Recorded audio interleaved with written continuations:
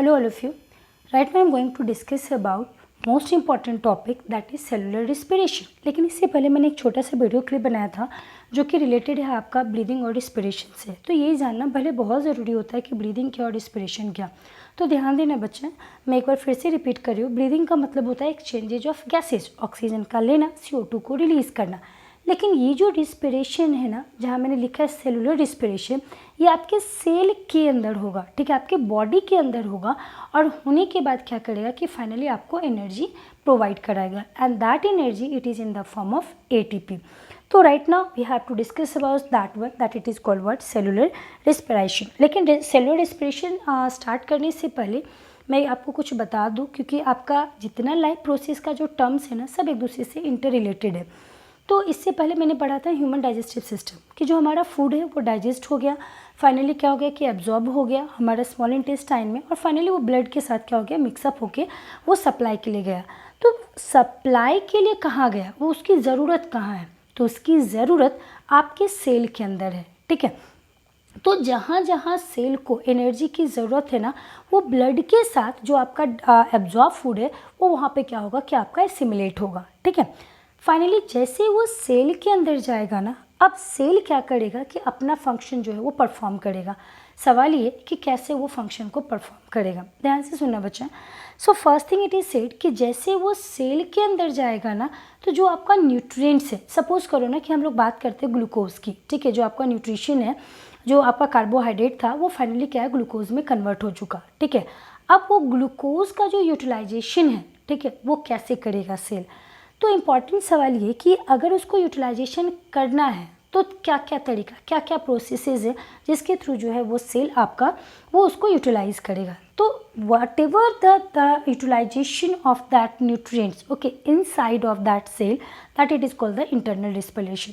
And due to that of the internal respiration ना, what will happen, that cell actually they respires, and it is said कि that respiration it is taking place na, maybe there are the criteria, maybe it is in the presence of oxygen, maybe it is in the absence of oxygen, and maybe it is the lack of the oxygen। तो ये अलग अलग cases में ना अलग अलग क्या करेगा कि आपका प्रोडक्ट का फॉर्मेशन करेगा। आ रही बात समझ में।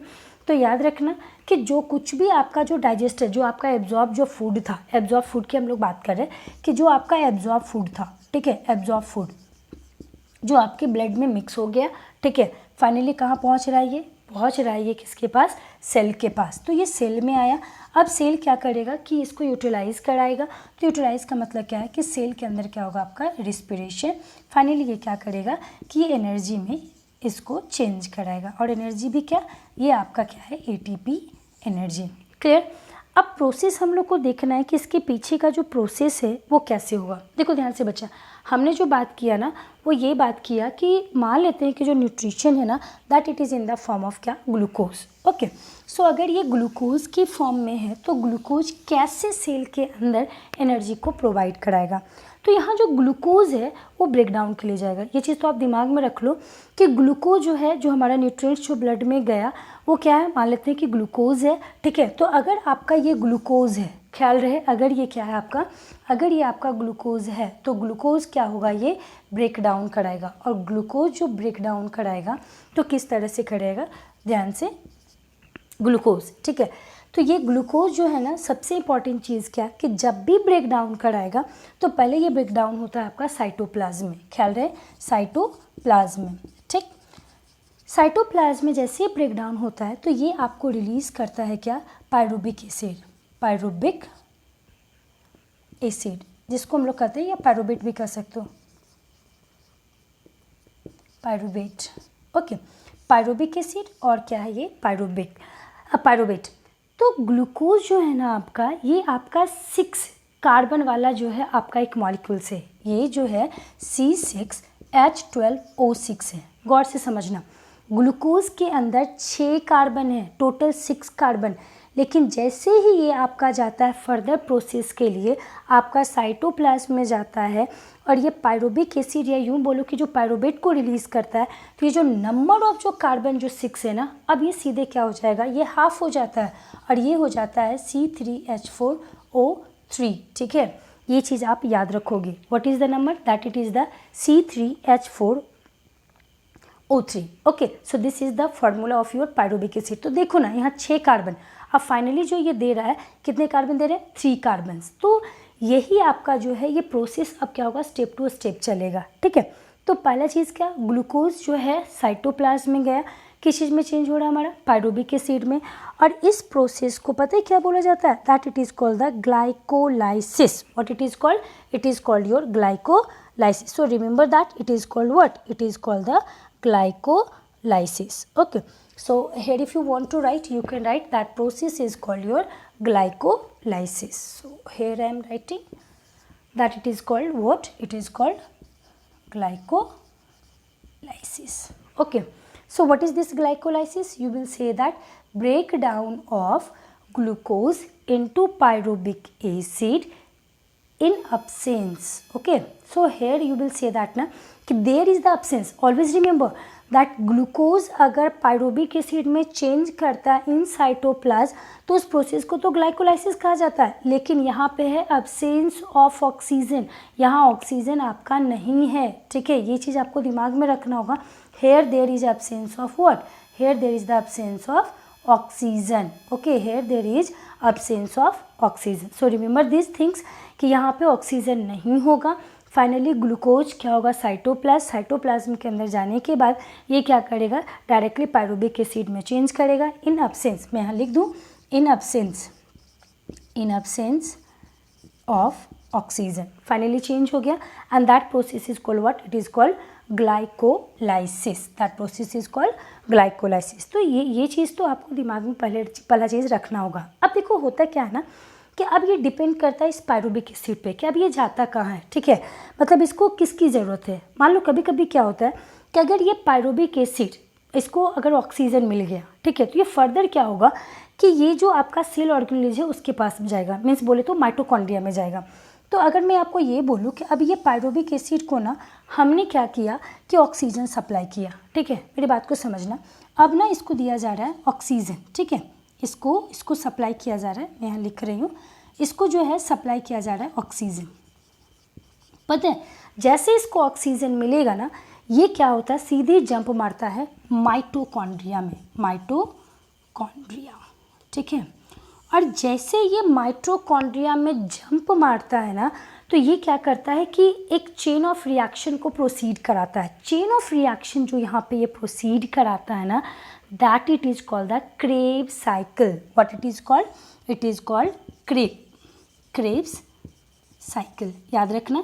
तो Krebs cycle है क्या, Krebs cycle जो है एक्चुअली ये चेन ऑफ रिएक्शंस है. याद रखना, आप ऐसे बोल सकते हो कि it is the chain of reactions which takes place in mitochondria in the living cell and you can say by the process of aerobic respiration. ठीक है, तो इन शॉर्ट फिर से एक बार मैं रिपीट करूँ कि क्रेब साइकिल है क्या, कि it is a chain of reactions which has taken place in mitochondria okay in the living cell during the process of aerobic respiration. I will discuss that of the aerobic respiration.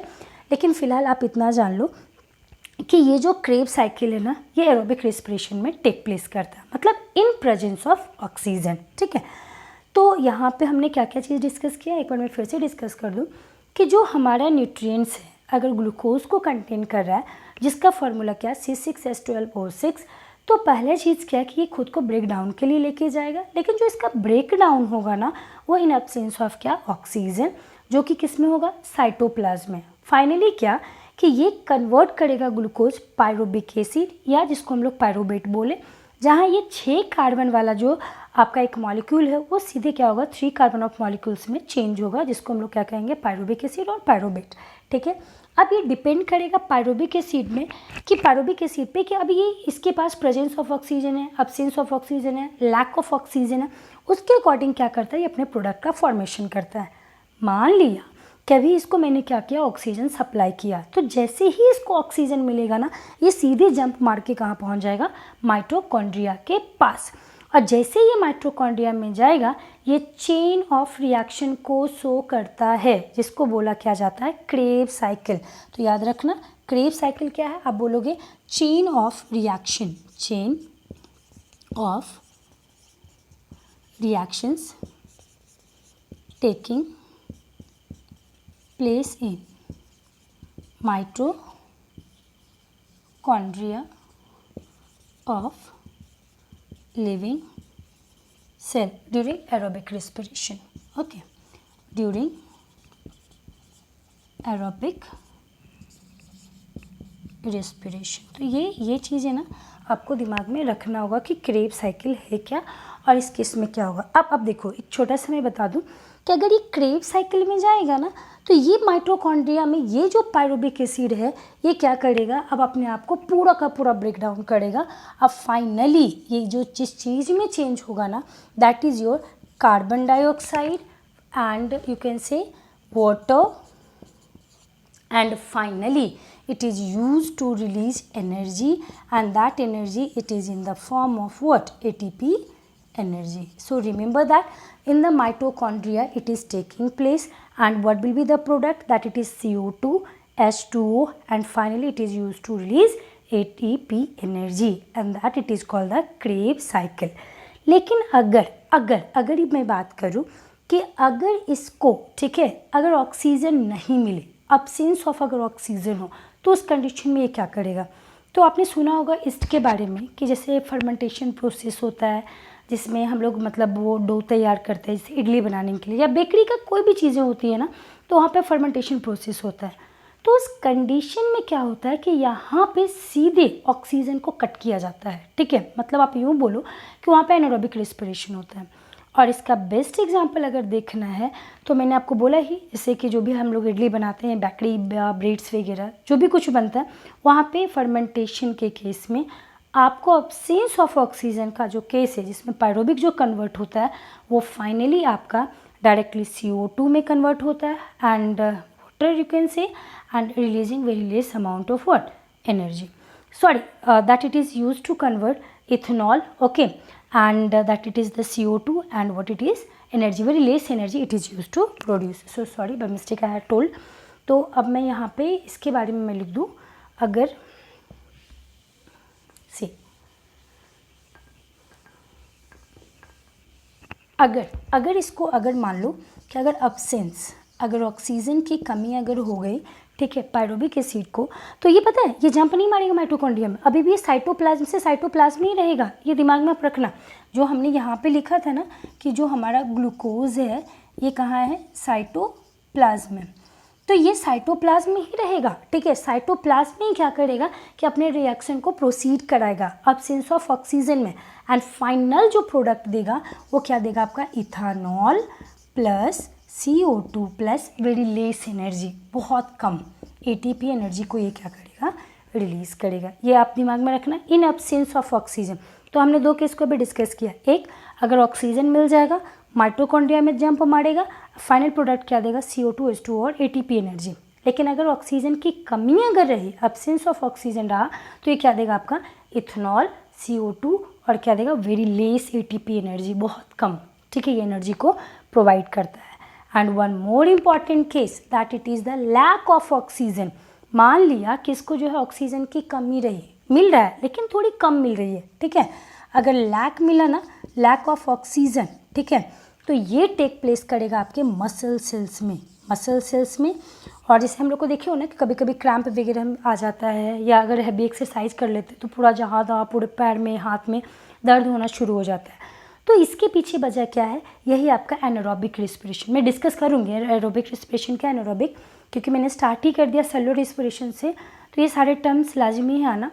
तो ये सारे आ रहे हैं. तो एक मैं short समझा दूँ कि एरोबिक रेस्पिरेशन वो जिसमें ऑक्सीजन की ज़रूरत होती है, एनारोबिक वो जिसमें ऑक्सीजन कम या बिल्कुल गायब हो. ठीक है, एब्सेंस ऑफ ऑक्सीजन अगर हो तो उसको हम लोग क्या कहते हैं? Anaerobic respiration. ठीक है, तो यहाँ पे क्या है कि जो लैक ऑफ ऑक्सीजन है या जो आपका एब्सेंस ऑफ ऑक्सीजन है ना, ये एनारोबिक रेस्पिरेशन को प्रोसीड करा रहा है. ठीक है, तो अगर लैक ऑफ ऑक्सीजन अगर हुआ तो ये कहाँ टेक प्लेस करेगा? मसल सेल्स में. एंड फाइनल प्रोडक्ट जो देगा वो क्या होगा आपका? बताओ, लैक्टिक एसिड. क्या होगा आपका? बताओ, लैक्टिक एसिड. याद रहे, ये जो देगा ना वो देगा आपका lactic acid plus very less energy, बहुत कम ये एनर्जी को क्या करेगा? ये प्रोड्यूस कराएगा. तो ये आपको ना एक शॉर्ट समरी है related to the cellular respiration, क्या क्या चीज़ें हो सकती है. ठीक है, तो मैंने शॉर्ट में समझाया कि सबसे पहला चीज़ क्या कि हमारे पास ग्लूकोज होगा, तो ग्लूकोज क्या करेगा, ब्रेक डाउन के लिए जाएगा। तो सबसे पहला जो ब्रेक डाउन होगा वो साइटोप्लाज्म में, और इस कंडीशन में क्या कि ग्लूकोज जो 6 कार्बन का जो आपका एक ये मॉलिक्यूल्स है वो 3 कार्बन ऑफ मॉलिक्यूल्स में चेंज होगा, जिसको कहा जाता है पायरोबिक एसिड। अब यहाँ से इसकी डेस्टिनी जो है वो सोचा जाएगा कि अब इसको कहाँ जाना है। अगर ऑक्सीजन अगर मिल जाए, ठीक है, अगर प्रेजेंस ऑफ ऑक्सीजन अगर हुआ, प्रेजेंस ऑफ ऑक्सीजन, तो सीधे माइटोकॉन्ड्रिया में जाएगा। माइटोकॉन्ड्रिया में जाने के बाद ये सीधे क्या करेगा, CO2 H2 और ATP एनर्जी को रिलीज़ करेगा। लेकिन अगर मान लो कि अगर इसके पास लैक ऑफ अगर ऑक्सीजन रहा तो सीधे कहाँ टेक प्लेस करेगा, मसल सेल्स में, हमारे बॉडी के क्रैम्प वगैरह जो होते हैं इसके वजह से रिलीज़ क्या करेगा, लैक्टिक एसिड प्लस एनर्जी को देगा। और यही लैक्टिक एसिड की वजह से ना हम लोग को क्रैम्प आता है, याद रखना, ठीक है, यही लैक्टिक एसिड हमारे बॉडी में आ जाता है। एंड फाइनली अगर एब्सेंस ऑफ ऑक्सीजन अगर हुआ तो ये क्या देगा आपको, इथेनॉल, CO2 और क्या, ATP energy, very less ATP energy. और मैं बता दूं कि एब्सेंस ऑफ ऑक्सीजन मेनली किस प्रोसेस में होता है, आपका फर्मेंटेशन। और बेस्ट एग्जांपल अगर देखना है तो ईस्ट का आप देख लो, ठीक है। और एक और बात, यहाँ पे जो इंजाइम काम करता है ना, इंजाइम जो इसको फर्मेंटेट करने में हेल्प करता है वो है जाइमेज, याद रखना, जाइमेज नाम का एक इंजाइम जो ये फर्मेंटेशन प्रोसेस में क्या करता है, हेल्प करता है। तो थोड़ा सा जितना शराब वगैरह आपका बनना, जो भी देखते हो कि बियर, वाइन जो भी बनता है, ये सब यही प्रोसेस है, सारा फर्मेंटेशन प्रोसेस, ठीक है। चाहे एप्पल का बने, चाहे आपका ग्रेप वाइन होता है, ठीक है, चाहे कोई भी हो, तो ये क्या करता है, पहले फर्मेंटेशन प्रोसेस से ही जाता है, ईस्ट वहाँ पे डेवलप कराया जाता है, एंजाइम्स जो है आपका क्या, जाइमेज होता है, एंड फाइनल प्रोडक्ट क्या देता है वो, इथेनॉल, CO2 और क्या, ATP एनर्जी, ठीक है। तो इथेनॉल क्या है भाई, C2H5OH, मैं फॉर्मूला भी लिख दे रही हूँ, C2H5 क्या, OH, ठीक है।